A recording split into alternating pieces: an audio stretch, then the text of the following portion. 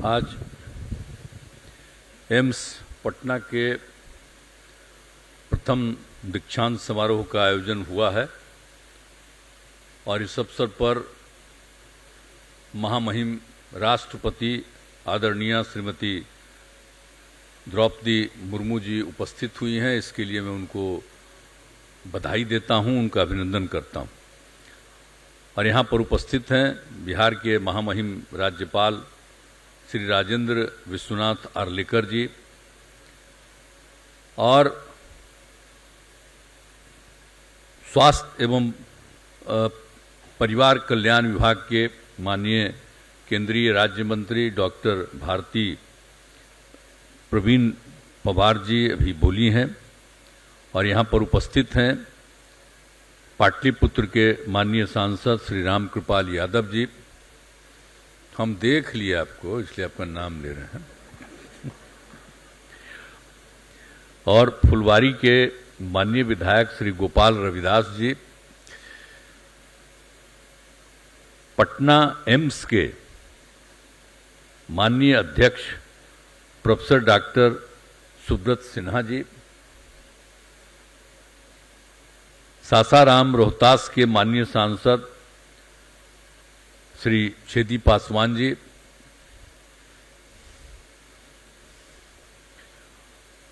और यहाँ उपस्थित हैं पटना एम्स के कार्यपालक निदेशक प्रोफेसर डॉक्टर गोपाल कृष्ण पाल जी। यहाँ पर उपस्थित हैं बिहार सरकार के पूर्व मुख्यमंत्री और पूर्व मुख्य सचिव, मुख्यमंत्री गलत से बोल दिए, पूर्व मुख्य सचिव और मुख्यमंत्री के प्रधान सचिव श्री दीपक कुमार जी और मुख्य सचिव जनाब अमीर सुभानी साहब। कितना बढ़िया कपड़ा पहन करके यहाँ पर बैठे हुए हैं, देखिए पूरा। और यहाँ उपस्थित हैं स्वास्थ्य विभाग के अपर मुख्य सचिव श्री प्रत्यय अमृत जी। यहाँ उपस्थित हैं सभी विशिष्ट अतिथिगण, उपस्थित चिकित्सकगण। इस दीक्षांत समारोह में उपस्थित इस जो एम्स पटना के मेडिकल कॉलेज के सभी छात्र छात्राएं और यहाँ उपस्थित हैं प्रिंट एवं इलेक्ट्रॉनिक मीडिया के पत्रकार मित्रों, छायाकार बंधुओं और इस कार्यक्रम में उपस्थित बहनों एवं भाइयों। इस कार्यक्रम में मैं आप सब लोगों का स्वागत करता हूं और सबसे पहले मैं पुनः महामहिम राष्ट्रपति श्रीमती द्रौपदी मुर्मू जी का अभिनंदन करता हूं और पाटलिपुत्र की धरती पर उनका स्वागत करता हूं। मैं हृदय से आभारी हूं कि आदरणीय राष्ट्रपति जी अखिल भारतीय आयुर्विज्ञान संस्थान एम्स पटना में पहली बार आयोजित हो रहे दीक्षांत समारोह में पधारी हैं। अब साथ ही इस दीक्षांत समारोह के अवसर पर एम्स पटना से ग्रेजुएट करने वाले मेडिकल छात्र छात्राओं को तहे दिल से शुभकामनाएं देता हूं। दीक्षांत समारोह पास आउट करने वाले छात्र छात्राओं के लिए गौरवपूर्ण क्षण होता है। आपके कठिन परिश्रम एवं अध्ययन के बाद यह विशेष पल हासिल हुआ है और मुझे आशा है कि आप अपने मेडिकल की शिक्षा का उपयोग समाज एवं राष्ट्र हित में करेंगे। अब आप लोगों को पता ही है अभी, और हमको तो जो याद है इसलिए वो कह देना चाहते हैं। 2003 में तत्कालीन प्रधानमंत्री श्रद्धेय अटल बिहारी वाजपेयी जी और उनके कैबिनेट में भी हम मंत्री थे, तो उसी समय श्रद्धेय अटल बिहारी वाजपेयी जी के कार्यकाल में अखिल भारतीय आयुर्विज्ञान संस्थान नई दिल्ली के तर्ज पर देश में 3 नए अखिल भारतीय आयुर्विज्ञान संस्थान एम्स की स्थापना की स्वीकृति दी गई थी और उसमें एक एम्स पटना में निर्धारित करने का निर्णय हुआ था। ये उसी समय की बात है। तो जरा सा अटल जी का बतवा को पूरा याद रखे रहिए, जब शुरू कब से हुआ था। और जब एक बार शुरू हो गया तब बाद में तो बहुत कुछ हो रहा है। तो जो मंत्री भी थी उसको कम में बोल रही थी कि याद करिए जो उन्होंने किया और उन्होंने पटना के लिए सोच लिया कि यहां पर भी हम करेंगे। और आपको मालूम है जो दिल्ली में एम्स कब बना? सबसे शुरू में बना। और हम जब बोलिए एमपी रहे हैं तो हम लोगों के इलाके का कोई भी व्यक्ति इलाज के लिए जाता है उसको एम्स में ही नहीं इलाज कराते थे। और हमारा एम्स के लोगों से जो संबंध उसी समय से है।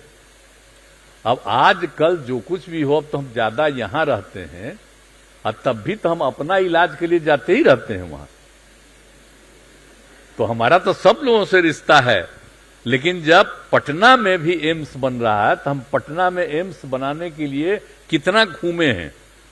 अब जितने पुराने लोग हैं और यहां के लोग हैं सबको पता है, आ करके एक एक चीज को देखना। अब शुरू तो हो गया था तय 2003 में, लेकिन बाद में जो इसको बनना था तेजी से, तो हम तो जब 2005 में यहां हम बन गए मुख्यमंत्री और तब हम कहे कि भाई जरा तेजी से यहां एम्स का काम चले। तो उसके लिए हम लगे घूमने कि यहां पर जो बनना चाहिए और तेजी से बनना चाहिए, और उसका जगह का भी हम चयन किए हैं यहां। और उस समय सब लोगों को हमने कहा, और दोनों विभागों को जमीन मिलाकर आप समझ लीजिए यही हम आकर के देखे थे। और जो कुछ भी था पदाधिकारियों के साथ स्वयं फुलवारी शरीफ जाकर सरकारी जमीन में देखा। और दो जो पशु एवं मत्स्य संसाधन विभाग और जल संसाधन विभाग, ये दोनों का इलाका था। इसी को हमने सेलेक्ट किया, कहा कि यहीं पर बनाना ठीक रहेगा। तो इस सेलेक्ट किया हुआ हम लोगों का, तो हमारा बतवा तब भुलाइए जाइएगा आप लोग, कभी नहीं याद करिएगा। आई जितना मीडिया वाला है कभी नहीं चर्चा करेगा कि कब किया गया, हम दूसरा चीज बोल देगा उसी को चलाएगा। तो हम इसलिए आज आपको बता रहे हैं, याद करिए इस जगह का चयन किसने किया। एक एक जगह पर आ करके हमारे कुछ अधिकारी सामने आपके बैठे हुए हैं, ये सब मेरे साथ सुबह आ करके और देख करके और कहते थे यही ठीक रहेगा। तो ये सब जगह सेलेक्ट किए। तो हम जो जितना किए हैं तो हमारा बतवा थोड़ी बोलिएगा आप लोग कि जब हम लोग काम कर रहे थे तो उसको तो भुलाइए जाइएगा आप लोग। लेकिन अब चूंकि हो रहा है मीटिंग, अब पहले तो जब शुरू हुआ था पहला बार मीटिंग में, तो यहां जब 12 में हुआ तो आए नहीं थे। अब मीटिंग जब शुरू हो गया था यहां, तो उस मीटिंग में भी हम भाग लिए। लेकिन अब बाद में तो हम आते जाते रहते हैं, लेकिन हम मीटिंग में थोड़ी आए, बहुत साल के बाद मीटिंग में आए। तो इस सब चीज को याद करा देते हैं। जितने आप अधिकारी हैं जरा ये भी जान लीजिए, ऐसा ना हो कि न जानिए कैसे बना। अब भूलिएगा मत, नहीं तो आजकल पुरनका चीजवा किसी को याद रहता है जी। अब नई टेक्नोलॉजी आ गया है, जो भी पुराना हम तो जान के बता देते हैं। आई मीडिया वाले को भी हम बता देते हैं कि पुरनका चीजवा को भूलिए मत। आप तो सबको नोटिस करवे ना करिएगा। यहां तक कुछ पत्रकार बैठा हुआ उसको तो मालूम है, लेकिन चर्चा करेगा बेचारा, अब उसको अधिकार है चर्चा करने का। लेकिन जब हम घूमते थे तो ये लोग नहीं आता था मेरे साथ। तो इस जगह को सेलेक्ट किए, अब कितना बढ़िया बना है। और उसके लिए हम लोगों ने जगह चुना, और भी उसमें हम जो भी 72 एकड़ था और फिर 100 एकड़ की बात किए थे, तो हम लोगों ने एडिशनल उसके लिए और भी निजी जमीन कर दिया, तो कुल 102 एकड़ कर दिया। और इसके लिए प्रारंभ करने के लिए, जल्दी शुरू करने के लिए, उस समय जो केंद्र में सरकार थी और उसके स्वास्थ्य मंत्री थे गुलाम नबी आजाद। तो हम तो भाई अपोजिशन में एमपी रहते थे, वो लोग तो वहीं पर रूलिंग पार्टी उन लोगों का हो गया था। हम लोग तो श्रद्धेय अटल जी के साथ थे ही, लेकिन ये लोग अब वो सब सुनते रहता था मेरा, तो वो लोग तो सब जानता था। जब वो बन के मंत्री यहां पर आए, हमने कहा कि अरे भाई तेजी से काम काहे नहीं कर रहे। इसको जब शुरू कर दिए थे, श्रद्धेय अटल बिहारी वाजपेयी की सरकार में तय हुआ, इसको आप लोग शुरू काहे नहीं कर रहे हैं, तेजी काहे कर रहे हैं। बहुत बार हम उनको प्रेरित किए।